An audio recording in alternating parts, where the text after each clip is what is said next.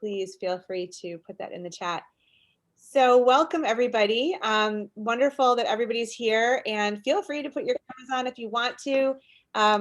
We encourage conversation. We will be welcoming your questions in the chat as we go through the whole program. And it's a small group, so we can definitely have some conversation too if you want to use the raise hand function as well. We'd love to make this interactive. So welcome to the Civility Project. We're so honored that you are sponsoring us tonight. And what we're going to do is I'm going to have Bria do an introduction from Otterbein, and then I'll play a very short video from our sponsor, and then we'll get started. So Bria, would you like to kick us off? Yes, hi, sorry, my sound was down, so in case you were talking to me, that's what was happening. No worries. Nice to meet you. I am a junior here at Otterbein, and as many of you guys know who are attending this event tonight, my group has started a campaign about civility, so that's why we're hosting this event. So I wanted to thank you guys all for being here and thank both Nolan, Finley, and Stephen Henderson and you, Lynn, for taking the time out of your busy schedules for us to talk with you tonight. We're also very appreciative to make this happen. So as I said, I'm a part of a team of students at Otterbein created a civil cards project for our campaigns class, Denise's class actually. So our goal is to educate the entire Otterbein community about civil discourse and how to have it. In today's world, it seems that we no longer know how to be civil, especially after the election, as everybody saw. So that's why a night like tonight is so important. That way we can educate, listen, and learn about how to be civil, especially in this political climate. So both Nolan Finley and Stephen Henderson are highly respected journalists in Detroit, Michigan, and they have a lot of insight to share on this topic. So we're going to be doing a 5-minute survey on civility to help us evaluate the impact of the Civil Cards Project that we would love for you guys all to complete. We have a link for you in the chat, and if you fill it out, you will be entered to win a $10 Amazon gift card. So you can buy something fun. I know I have an Amazon addiction. So Nolan Finley has worked most of his career at the Detroit News in a variety of roles, including city editor for the business editor, politics editor, deputy managing editor, and most recently, the editorial page editor. Finley is a co-host of One Detroit, and he's graduated from both Schoolcraft College and Wayne State University, and in 2012 was inducted into the Michigan Journalism Hall of Fame. So that's pretty awesome. So shout out to Nolan. Then we have Stephen Henderson, who is an American journalist who won the 2014 Pulitzer Prize for commentary and the National Association of Black Journalists, the Journalist of the Year Award while writing for the Detroit Free Press. Since 2015, he has been the host of Detroit Today on WDET. And in 2020, he founded Bridge Detroit, where he serves as the executive editor. And Henderson is a co-host of One Detroit and host of American Black Journal. And Henderson is a graduate of the University of Michigan, who is an Ohio rival, but that's still awesome. We welcome you. Without further ado, Nolan and Stephen, you have the floor. So thank you guys. Thank you, Bria. Thank you so Thanks, much. Bria. I'll start tonight, Steve, since you did the last time. What do we do our yeah, let's Oh, do it really fast. If you Oh don't man, mind. we don't want to lose we gotta that. get our sponsor. We got to pay the bill. So I just want to play this really quickly. You guys, we're so grateful to Delta Dental for making this free to you and free to people to host. So let's just hear from them really quickly. We're living in challenging times. Politics is polarizing. Racism is rampant. The pandemic is frightening, and families are divided. Tough times require more dialogue and more understanding. But navigating our differences constructively is hard work.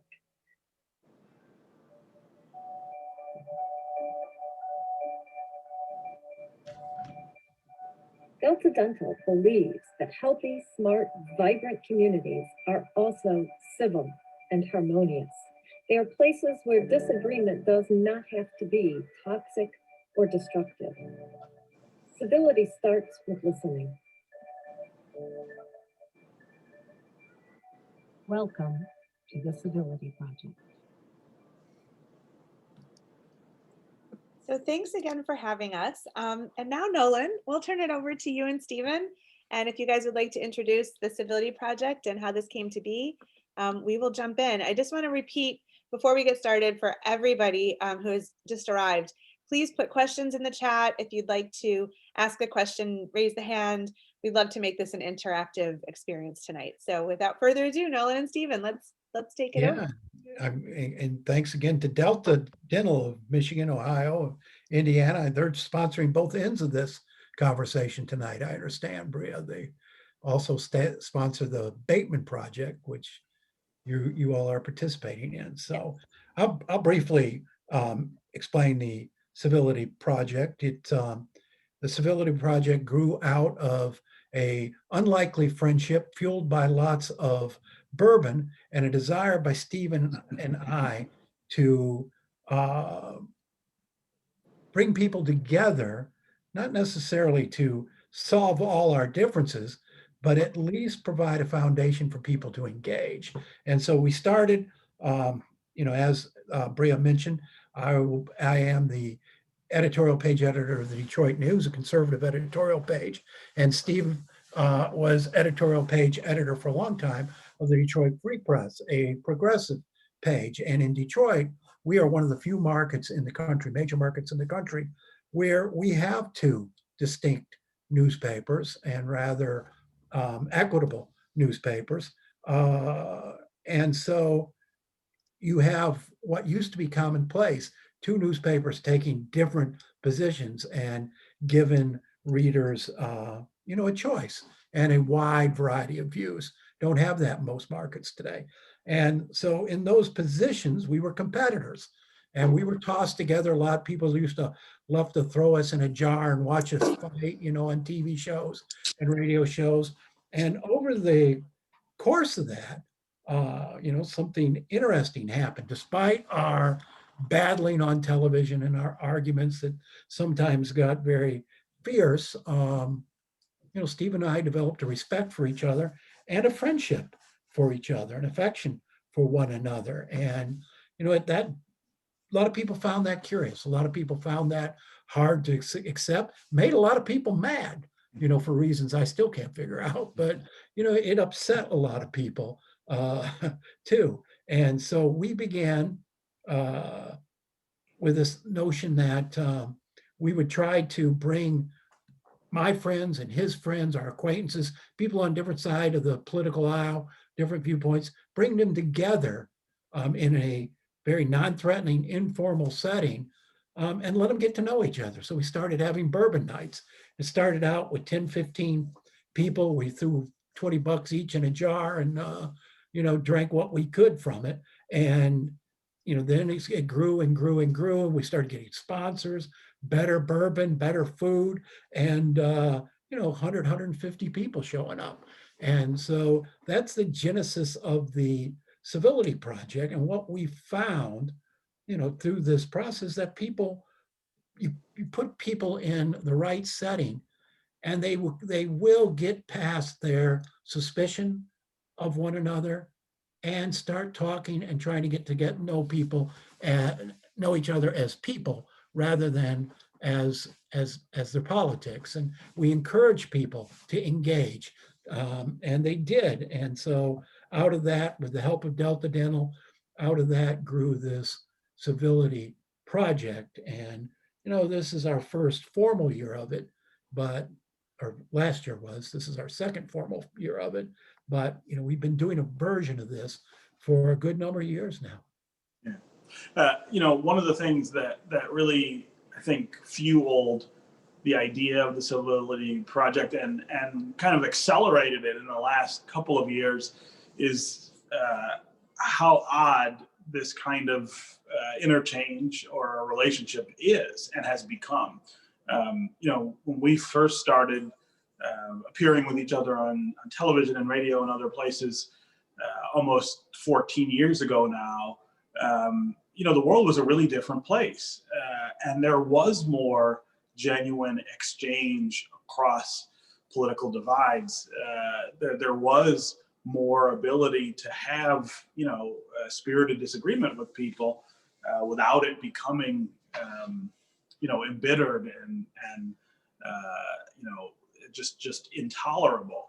And Nolan and I kind of watched together as the world around us became less civil and less tolerant of the very idea of civility. And of course, 2016, the presidential campaign and election that year, I think we all thought represented a low point in dialogue and political dialogue and the ability to have political dialogue. But I think we were all wrong. I mean, the idea that that was the low point, I think, is kind of naive and funny now. Things just got worse. And so as it became more difficult, I think, to find opportunities for people to talk to each other, even if they had differences. I mean, it added a sense of urgency to the idea that the relationship that Nolan and I have is worth exploring, is worth understanding, so that we can kind of, share the things that we've learned over this 13 or 14 years with other people. What is it about this relationship that works, while for so many other people, it's just out of reach. And we've now reached the point where it's just ridiculous. I mean, people can't talk to members of their family.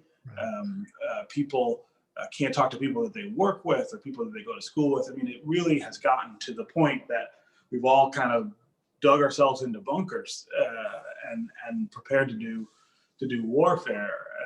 Is not any kind of way to find solutions across common ground, which is really the only way that solutions happen in a pluralistic democracy like this. You aren't going to solve the problems we have with one side's ideas to the exclusion of the other. So the urgency of sharing that, the ability to do that with everybody else was a real catalyst for this project. So Bria was asking if you thought that things have gotten better or worse, which you just answered. And then she followed it up with, wondering what factors have made it grow worse in our country. Why do you think we're at such an incivil place? And do you think that, really, to follow that up, the majority of Americans are, or is it from the leadership and the majority of Americans are more to the middle? Like, what are your thoughts on this, you guys?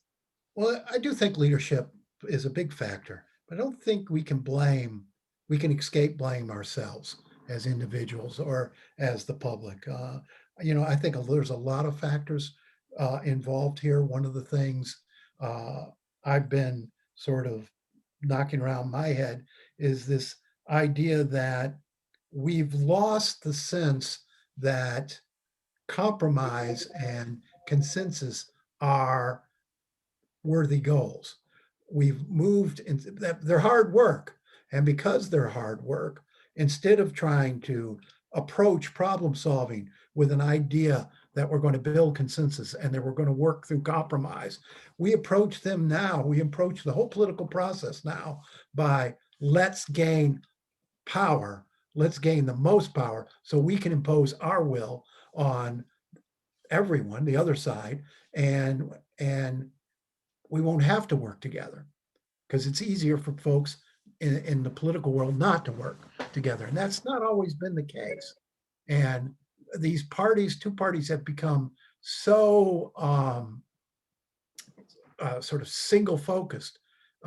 You don't have moderates and liberal Republicans like you did when I was younger. You don't have conservative and moderate, as many moderate Democrats as you had when I was younger. They are now very ideologically driven, rather than, I think, pragmatic. And I think that has fueled this idea that at all costs we have to gain power, because that's the only way we're going to get our ideas through and our ideas in place. And that sense that there's a middle that would serve both sides well, that's gone. Yeah. And as college students, I think you guys are really aware every day of some of the drivers of this incivility. You guys are what they call digital natives because of your age. In other words, you've grown up in a world where the ease of digital communication was always there. Of course, for Nolan and I, that's a more recent development. But for all of us, it has come to dominate the way we communicate with each other. The phones that are in our hands, the tools that are on those phones make it a lot easier to talk to one another, but they also, because of the cultures that have grown up around them, I think make it a lot harder to develop genuine relationships that are based on mutual understanding and respect, but they also make it harder to be civil to one another. Social media in particular is a terrible driver of incivility. If you think of the ways that people interact with one another on social media, if you think of the ways that social media reinforces the idea of being uncivil, you get more likes, you get more followers. If you are out there insulting people and yelling and screaming, you get more. You get the sort of Greek chorus behind you, egging you on when you get into a Twitter fight with somebody. These things kind of reward the idea of uncivil behavior, like blocking people and cheering when someone gets blocked, or declaring on social media that you're done with somebody, that I'm never speaking to this person again. I mean, these are the things that attract reward in those cultures, and you guys have grown up with that as part of the way you've learned to communicate. And so I think it's even harder in that context to develop the kind of relationships that encourage the kind of civility that we're talking about. Right. The chat is blowing up with great questions, so I just want to throw that's good, Lynn, and I have a suggestion. I know, our usual format is to go through our tips and stuff. Yeah. So since it's blowing up with questions, maybe we give our tips in the answers to the questions and make more time then to get through all these questions. I see it's a huge number. Awesome. I love it. You guys are the best. So let's start with Anna. Anna's asking, what is the best way to stay educated about politics without engaging in media bias? That's tougher today because, the media is basically targeted now towards opinion journalism, and people, news consumers, tend to gravitate to news sites that reflect their opinions rather than offer them sort of straight up news. The people hear straight up news today, and unless it reflects their opinion, they think it's biased.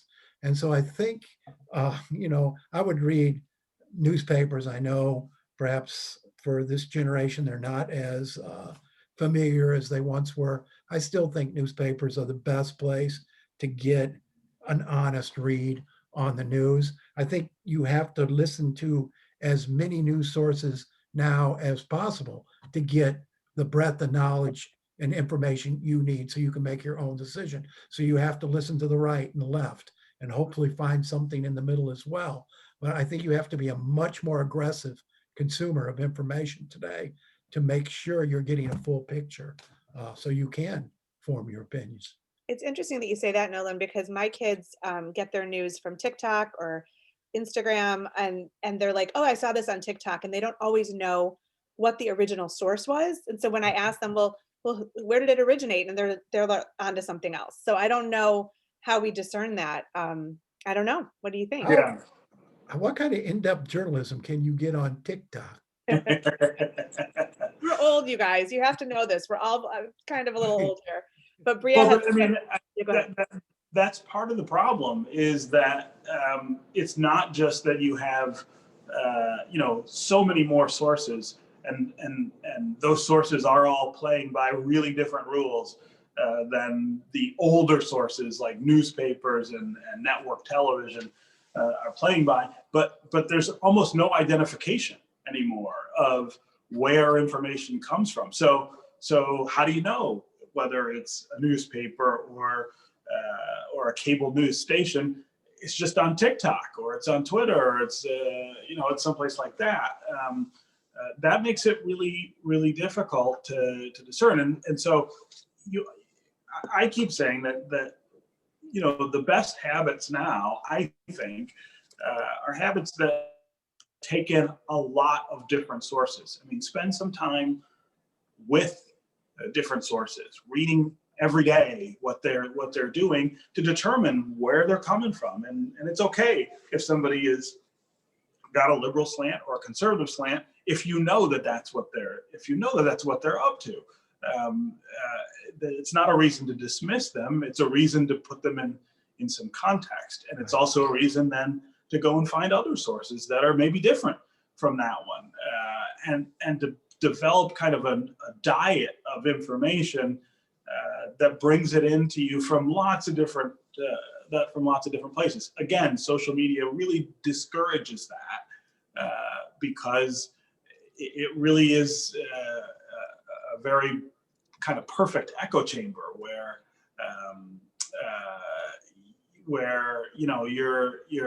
you're constantly being told that your point of view is the right one, and that all other point of views are the wrong one. It takes pushing back against that to kind of broaden your spectrum and take in information from all kinds of places. I would add to that one thing. I would say that discount, or at least be heavily skeptical of any reports that are solely based on anonymous sources. And anonymous sources have become sort of the norm in our Washington coverage today. You'll see that line, who spoke on condition of anonymity because they're not authorized to speak. That tells you nothing about the credibility of the source. And there's too much. It's lazy journalism and it's dangerous journalism. And you want to have reports coming from credible, identifiable sources so you can judge for yourself the motive, the depth of knowledge there. Because right now, the guy who overhears something while standing, next to an open door is treated the same as someone who's right in the room when it comes to anonymous sources. And I would just be very skeptical of reports based on unidentified sources, unnamed sources. Our next question is from Bethany, who asked, if the middle is not there anymore, then how do the ends of the political divide have these discussions? And I'm not sure that the middle is not there. So maybe you guys can address that. No, I think most of us live in the middle, or a lot of people live in the middle. Our political leaders aren't in the middle because they're pulled by the loudest voices. And those loud voices come from the extreme. And the extremes happen, also are the most active, they're the most political active. So they gain outside influence over the process. But I think the two sides coming together and talking, same way all of us will. And what we say in the Civility project is that it starts with honest conversations. And to have an honest conversations, you have to set honest goals. So if Bria and I, for example, are two people from opposite ends of the political spectrum and hold very firm beliefs, but we want to sit down, and we find some value in sitting down together and acting. And there is value in interacting with people who feel vastly different than you do.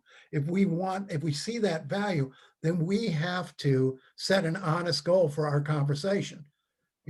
Are we trying to convert each other? Because if we are, we should just walk away. Steve and I have been barking at each other for 13, 14 years now, and he's still as wrong as he ever was, and I'm still as right. We haven't converted one another, but over the time, we've had a lot of really good, productive conversations.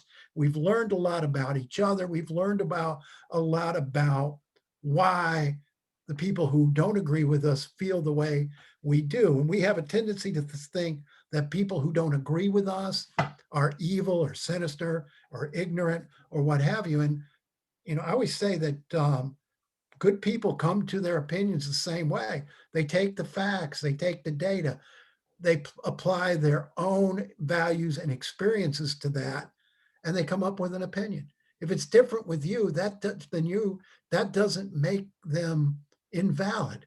And so to get to the point where you can have that conversation, we encourage people to find out what those values and experiences are. Have a non-threatening, neutral conversation where politics not on the table yet, where your differences aren't the subject matter.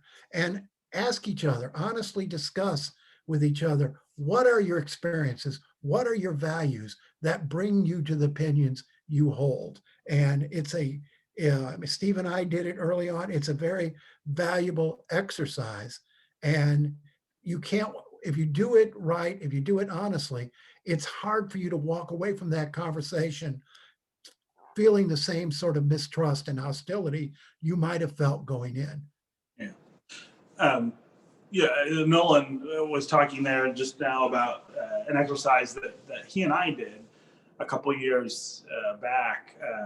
The NPR project called StoryCorps came to Detroit, and StoryCorps is a national project trying to kind of collect American stories about relationships, about why relationships are important to people, the challenges that people face in their relationships and things like that.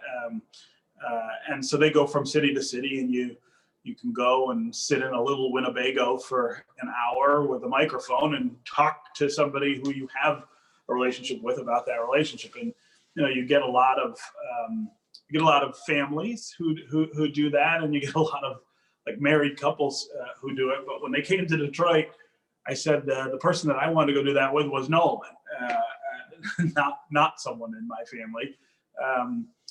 And what I wanted us to do was to have a conversation about where our ideas come from. Like, what is it that makes Nolan Finley a conservative? Why does he think that's the way to solve the problems that we have? What are the things that he's experienced in his life that have led him to believe those things? And so he talked about that, and I talked about the same thing on the opposite side, the experiences that I'd had growing up and being an adult that led me to believe that liberal solutions or progressive solutions are the right ones. And we'd already known each other like a decade by the time we did this, but both of us really learned a lot about the other that we didn't know.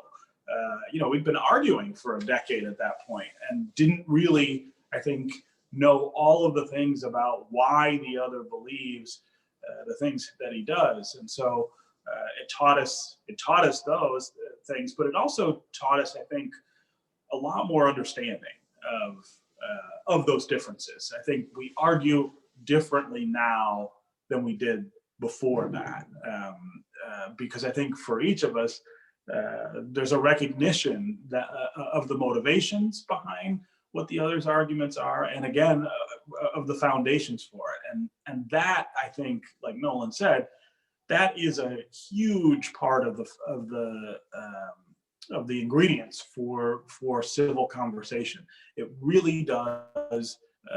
It really does matter that you know who you're talking to and where they're coming from in order to be able to have civil disagreements. And the thing about Nolan and I is you guys live in Ohio, so you don't see us on television or hear us on the radio.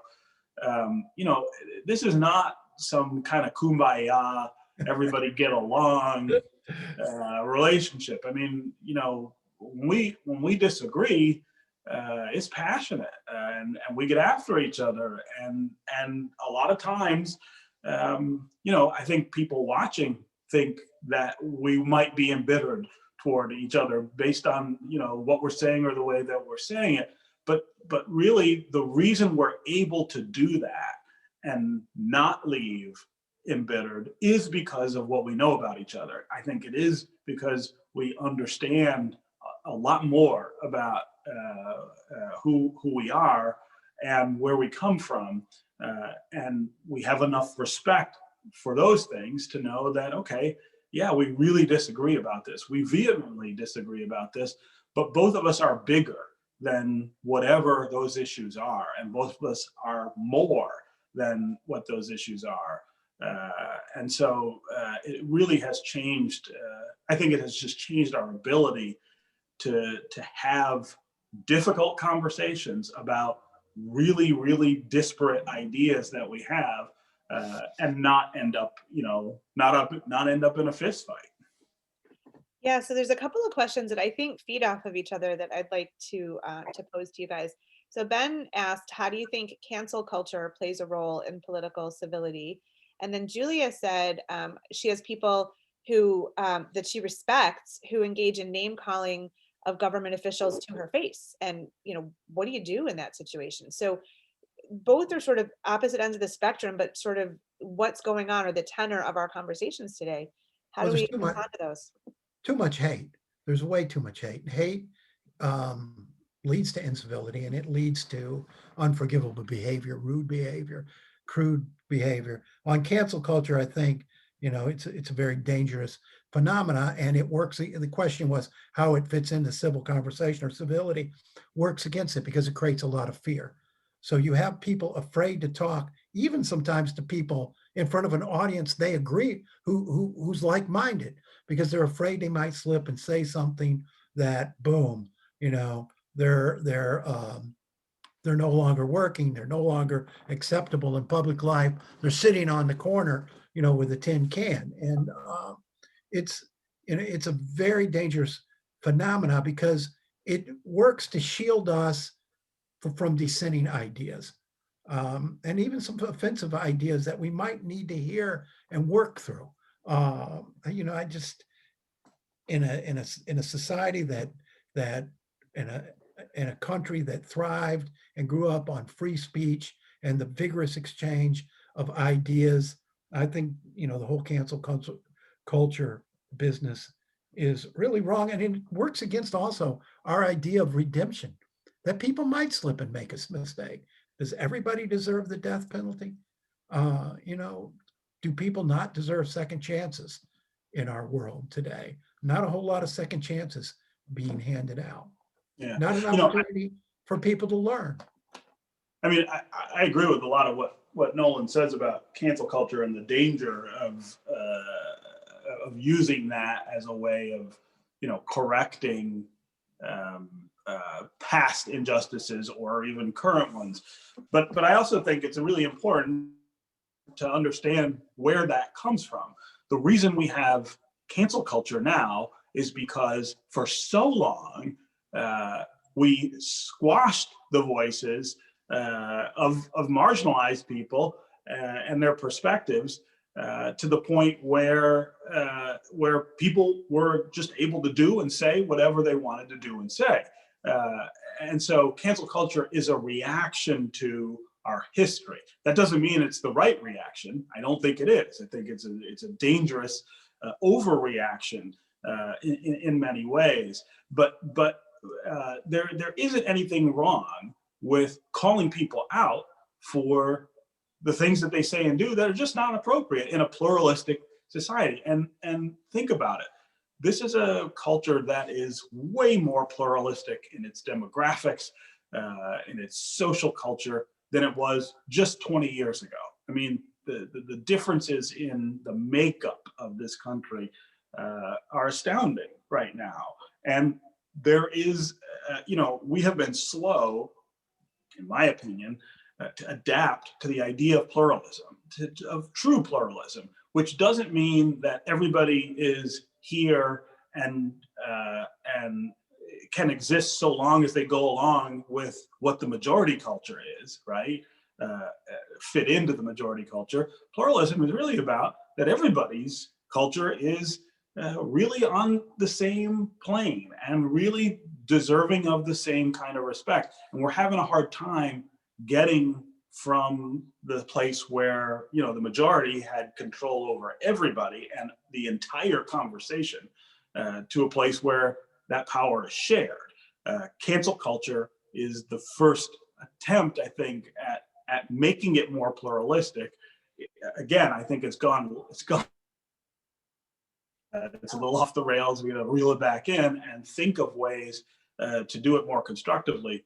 But the underlying impetus there is the right one, and that is to say that in a pluralistic society, there's got to be a lot more respect for people other than the majority than there has been. So Jean, who is a journalist teaching journalism, thank you for letting us know that, Jean, asked this: as journalists, could you address how American society can get back to a shared definition of truth? How can we return to a respect for media, educating the public about how to distinguish between commentary and news as a place where objective truth might be disseminated? I think a shared set of facts is the foundation to any sort of discourse that achieves compromise. It is, but we've got to make sure we know the facts. And oftentimes we rush out and make a lot of assumptions based on things we thought were facts that turn out to be different. I think a lot of it rests with our profession. We've got to do a better job of getting it right, and perhaps lose so much of the focus on getting it first. News organizations today up against tremendous challenges, much fewer resources, much fewer people, much fewer staffers to cover, much more news and much more grave and important news. So we've got to get it right in our business. And I do think it's important as news organizations, we clearly separate opinion from factual news reporting. So we train our viewers, our listeners, our readers to know the difference, because too often now they can't tell. So I would love to see us get back to the principles and values that drove the industry when I was coming up. That idea of fealty to objectivity and double checking, getting it right, that real commitment to accuracy. I mean, the worst thing when I was coming up as a reporter that could happen to you was to have to correct a story based on your own sloppy work or your own misinterpretation. There was a price to pay there. And I think we take sloppy work in our profession a little too lightly today.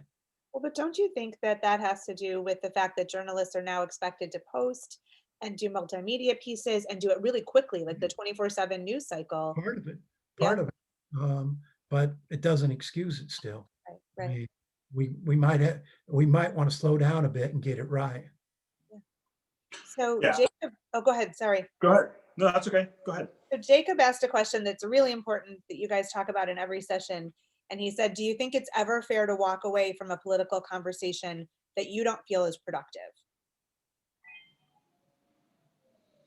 So what do you think?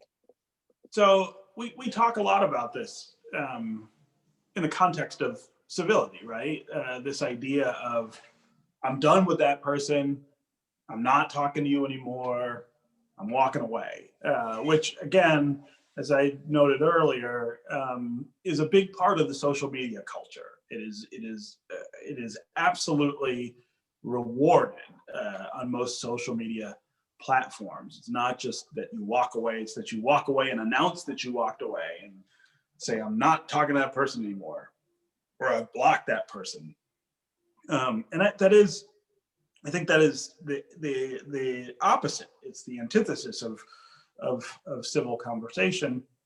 Nolan and I, over the last 13, 14 years, have gotten into some real rows about issues. I mean, we have really serious and deep fundamental differences of opinion about a lot of things. And if you get us going on a lot of those issues, we will really get to the point where maybe it would be better not to keep talking.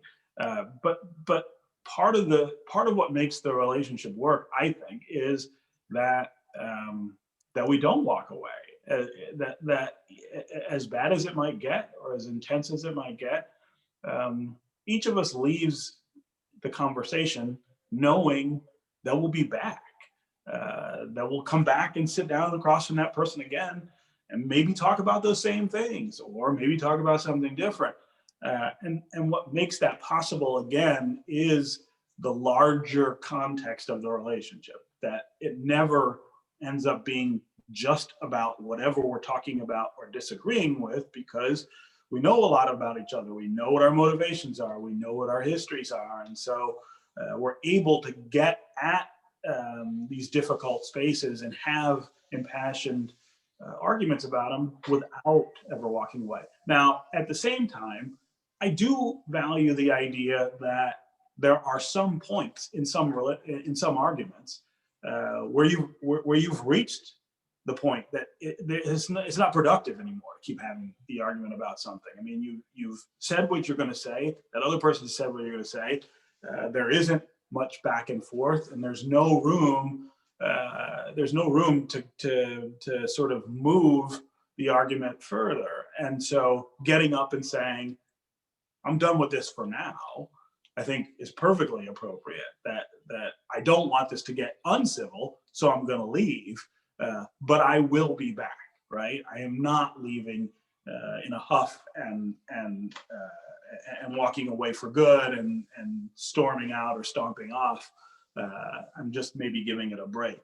But that's really hard because, again, the culture right now says that that's the cool thing to do. Walk away and make a big show of it. And I also think we have to put real clear definition on what it means to have a productive conversation. Certainly screaming at each other is not productive. So how do you define a productive conversation? Is it coming to some kind of consensus? Because that won't always happen. Is it winning the day, winning the argument?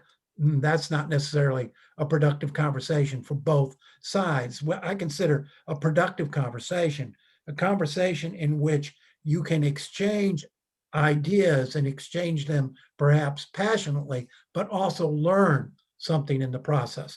Sharpen your own ideas, perhaps sharpen your own arguments, but at least you have heard the other person's opinion and viewpoints, and perhaps gain a better understanding, to learn something you didn't know before. And that involves listening. A productive conversation can't happen unless you truly listen. And, too often we're not listening. Steve says often that too often, instead of listening, we're thinking in our heads, what are we going to say next? And that's not a productive conversation. So kind of define what that term means to you before you go in, and make sure your conversation partner understands that as well. So I'm going to ask a question from Ben, but I'm also going to plant a seed, because the next question after this is to ask the two of you to discuss something that you disagree on. So think about what you might put out there. So I'll give you a minute to think about it. But Ben's question is, decide which you're going to choose from. But Ben asked, how do you think executive orders play a role in creating the divide between the right and left? Do you think they snuff the opinions or values of the party not in power? I'm very much opposed to executive orders, and they weren't always around. I mean, this has just been the last 2 or 3 administrations. I think they started really gaining steam in the Bush years, George W. Bush years.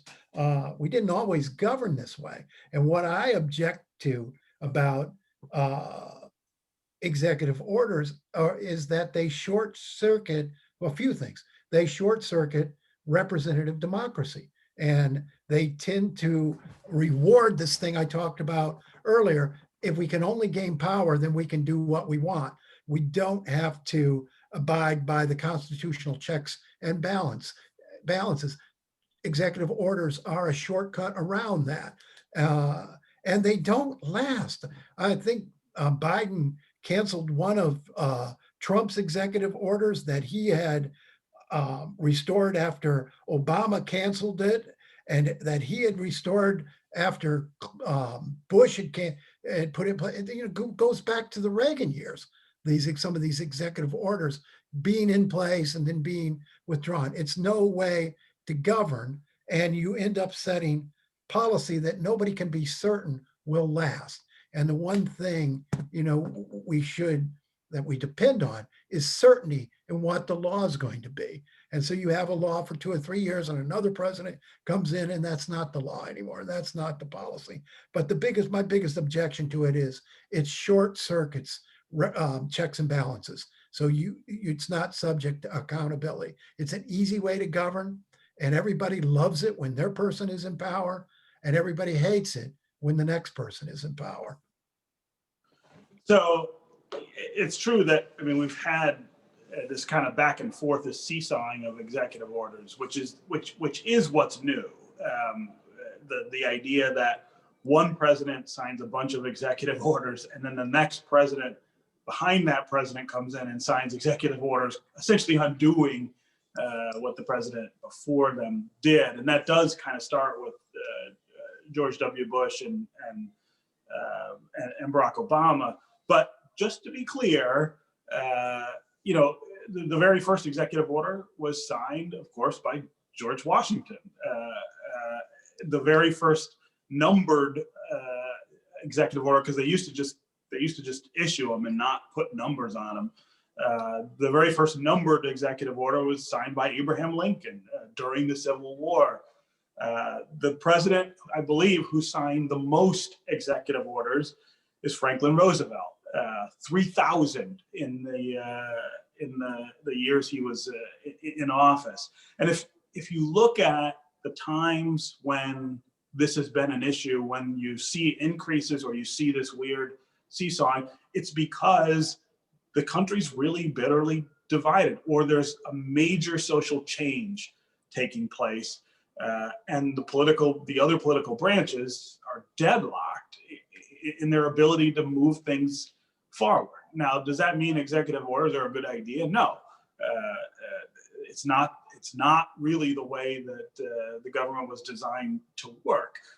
But it should tell us something, I think, when this happens about what's broken somewhere else. It's not the executive orders that are broken.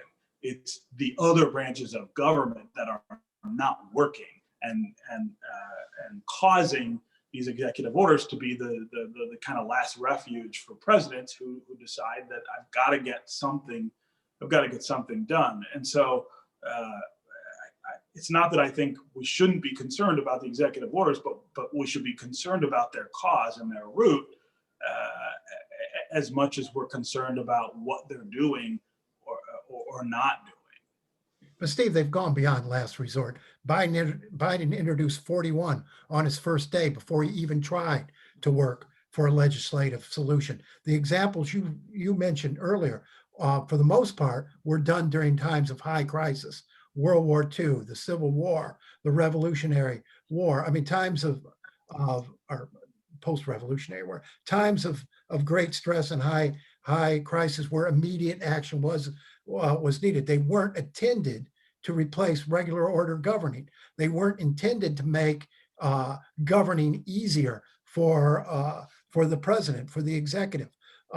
Governing is supposed to be difficult. It's supposed to be a back and forth process. The structure of our government, our Constitution, was designed to force people to work together and compromise. And this short circuits that process. We're not going to compromise, we're going to impose.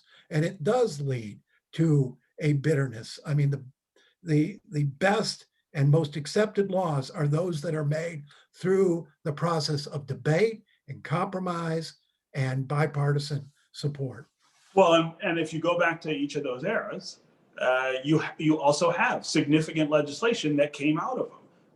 Civil War, we got the Civil War amendments passed through Congress after the war, after Lincoln's executive orders, many of which were aimed specifically at things that were covered in those amendments. When Franklin Roosevelt was president, it wasn't just World War II. that he was responding to, but it was, of course, the Depression, which was everything when he was elected and consumed his presidency for most of it. It was the social safety net that he was trying to design to help people who were hungry and jobless that he couldn't get through Congress and couldn't get the Supreme Court to allow him to do. And then, of course, his executive orders put pressure on the other branches to do it. And think of the programs that we still have today that came out of the New Deal. Now, not everybody not everybody thinks that those are great. I know you don't. I am thinking about those programs. I know you don't love them, but the process worked. And this is all, Lyndon Johnson signs all kinds of executive orders with regard to civil rights. Of course the process works. It'll always work when you can set aside the other branches of government. But but it doesn't set them aside. It just gives them a chance to catch up, and it puts pressure on them to catch up. It sets them aside. I mean, the Constitution was written. This setup of checks and balances was put in place to keep the executive from getting too powerful. And with every administration now, the executive gets more and more powerful, and the representative branches get less powerful. This is not the way it's supposed to work. The founders didn't write this saying, hey, we want these checks and balances in place until it gets too hard, until you can't get along, and then you can forget about them. This is what makes us work, and this is what keeps the executive accountable. And I think we lose that when we're doing most of the important stuff by executive order rather than the legislative process. Yeah, I mean, it's not that I disagree with you about the danger of the executive orders. They are part of the process. I mean, they are part of the system. Again, they've been with us since the very beginning. It's that I think their function essentially, when they grow and expand in their breadth, is to put pressure on the other branches to do something that they have been unable to do. Again, so think of the civil rights legislation that comes out of, in 64 and 65, that comes out of Johnson's executive orders, that is inspired by them. And I'm not saying that what we're seeing now is analogous to that in terms of the issues, but it is the same set of circumstances. I mean, Congress is unable right now to perform much of the duties that it needs to perform. And we are in a state of crisis. We are in a state of absolute cultural crisis. Not unable, unwilling. And unwilling. These executive orders give them an excuse to sit on the sidelines without the use of executive orders so broadly to deal with routine matters. These folks would have to work together. Right now, they're just waiting it out until their party can get in power and they can replace the executive orders and issue new ones. It's just no way to govern. But let's get more questions, Lynn. So they were asking about something we might argue about. You guys provided there we go. I appreciate it. That's awesome. That request. So we have about 5 minutes left, but I wonder if in closing, you guys could give us some advice or suggestions for how we move the needle. How do we change this going forward? I've been thinking a lot lately about how the majority of Americans are supporting proposed legislation from the administration, and it's the legislators that are on opposite ends about it. And so if we have leadership that's not representing the populace, what do we do about it? What do the rest of the population do to get better aligned with who's? Well, it's a clearly divided society and fairly even society. So I would caution assuming that anything has vast majority support. But I think, for our purposes, as individuals here, we are not going to change the macro environment.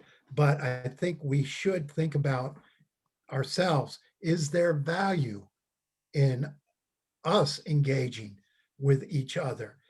Is there value in us trying to build and maintain relations across the political divide?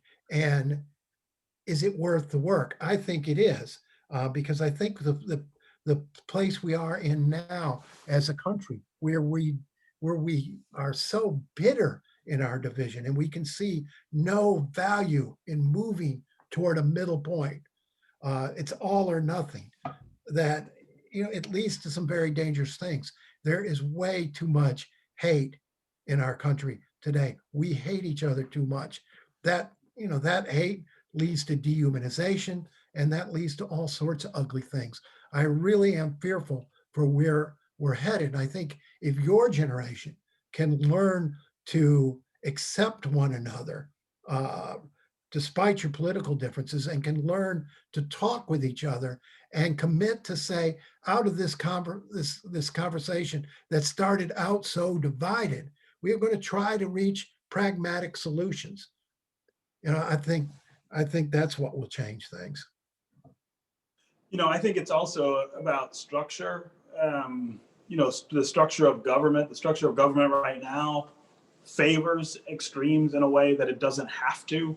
The money that's involved in politics and the concentration of money in those ideological extremes is something that makes it very hard for people in the middle, or people who are, a lot of people are not spending, every hour of every day thinking about politics or thinking about, policy issues the way that, the political activists are, and people who are supporting those are.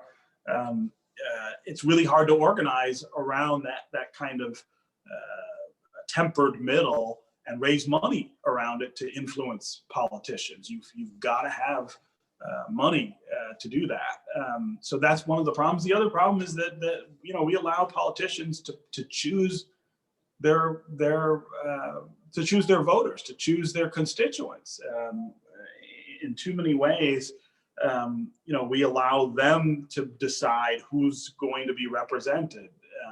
We're about to change that here in Michigan, and let a different set of people, a set of citizens, do that. We'll see how that goes. I argue it can't go any worse than it has before with politicians doing it. But reforming those parts of the system, I think, is huge in terms of getting more of the middle represented.